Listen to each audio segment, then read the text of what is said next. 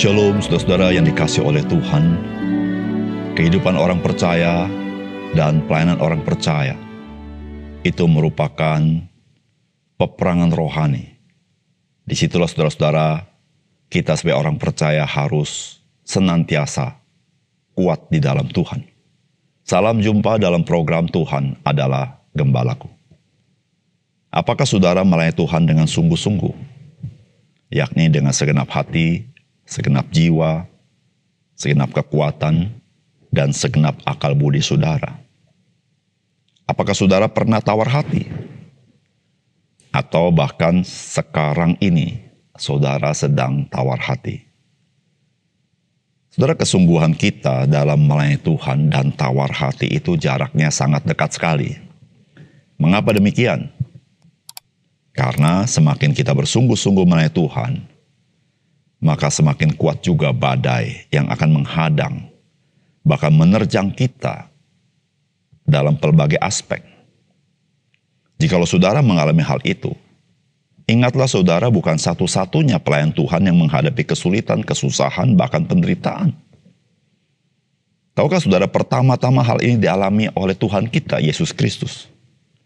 Kemudian juga para rasul dan murid-murid Tuhan dari masa ke masa. Namun saudara, para rasul, murid-murid Tuhan, orang-orang percaya dari masa ke masa, mereka tetap teguh dan terus berkobar di dalam melayani Tuhan. Bagaimana dengan saudara? Mari kita membaca 2 Timotius pasal 2 ayat 1-7. Sebab itu, hai anakku, jadilah kuat oleh kasih karunia dalam Kristus Yesus. Apa yang telah engkau dengar daripadaku di depan banyak saksi, percayakanlah itu kepada orang-orang yang dapat dipercayai, yang juga cakap mengajar orang lain. Ikutlah menderita sebagai seorang prajurit yang baik dari Kristus Yesus. Seorang prajurit yang sedang berjuang tidak memusingkan dirinya dengan soal-soal penghidupannya, supaya dengan demikian ia berkenan kepada komandannya. Seorang olahragawan hanya dapat memperoleh mahkota sebagai juara apabila ia bertanding menurut peraturan-peraturan olahraga. Seorang petani yang bekerja keras haruslah yang pertama menikmati hasil usahanya.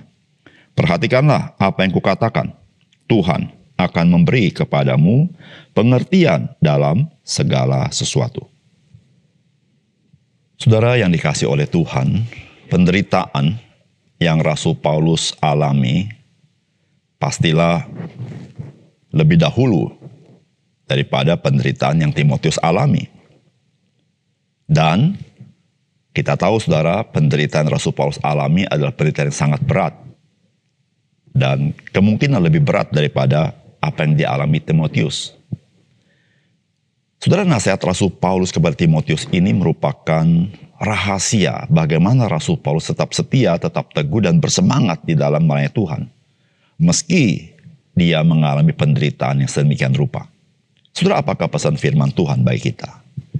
Yang pertama, saudara, melayani Tuhan tidaklah mudah. Oleh karena itu kita harus senantiasa dikuatkan oleh kasih karunia Kristus bagi kita. Saudara, firman Tuhan berkata begini, sebab itu hai anakku, jadilah kuat oleh kasih karunia dalam Kristus Yesus. Saudara, pekerjaan Tuhan yang Rasul Paulus alami bukanlah mudah.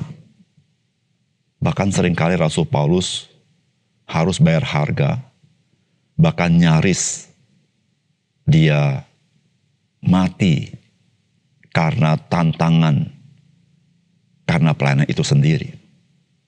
Bahkan sekarang dia berada di dalam tahanan. Saudara, Rasul Paulus menasihatkan Timotius bahwa kekuatan Rasul Paulus dalam melayani Tuhan sebagaimana nasihatnya, itu karena dia dikuatkan oleh kasih karunia Kristus bagi Paulus.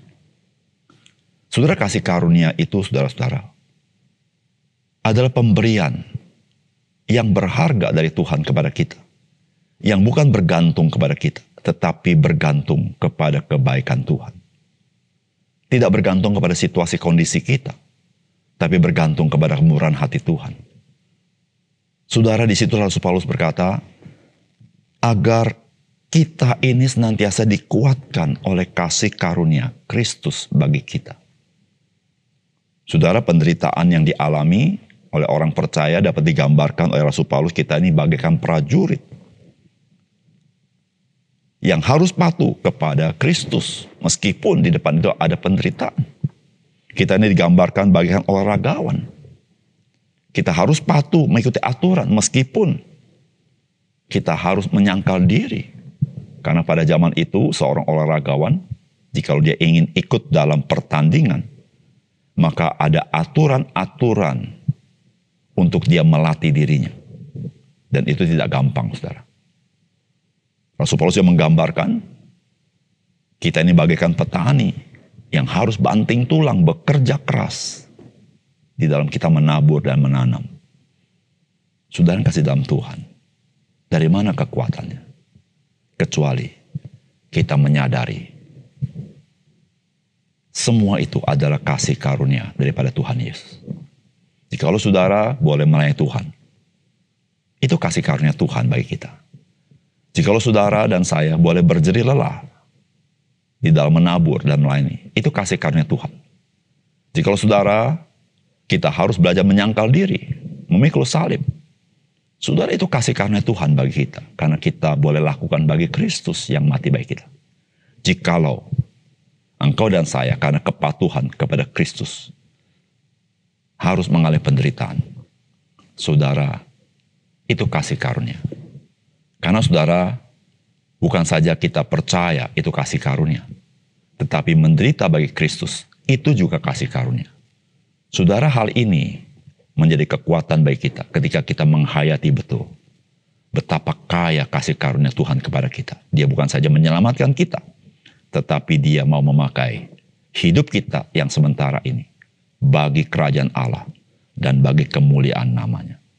Saudara, yang kedua, saudara, melayani Tuhan itu bukanlah pelayanan yang bersifat single fighter, melainkan pelayanan yang berjejaring dan berkesinambungan.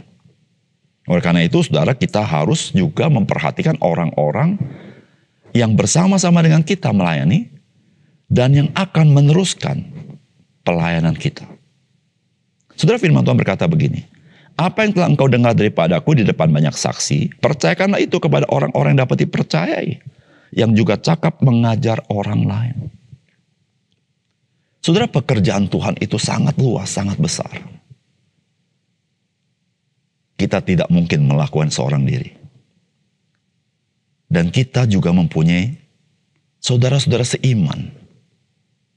Dan saudara yang dikasih Tuhan, mereka juga Tuhan bisa pakai bagi pekerjaannya.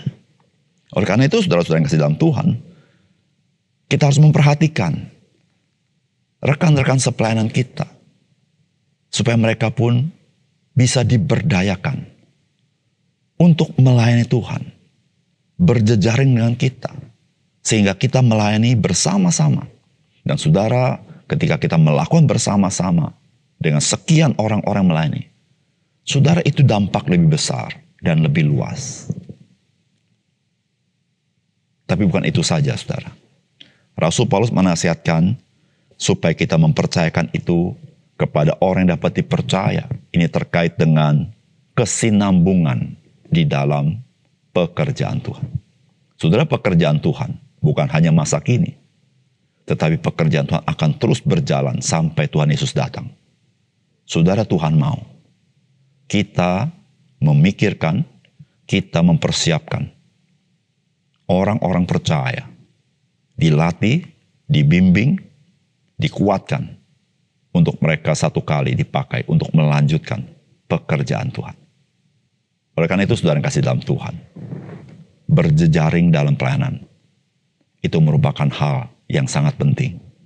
Di situ kita melihat bagaimana Tuhan memakai banyak orang dalam pekerjaan Tuhan. Namun, saudara, mempersiapkan orang-orang yang akan meneruskan tongkat estafet sehingga pekerjaan Tuhan berkesinambungan, itu adalah hal yang strategis yang tidak boleh kita abaikan.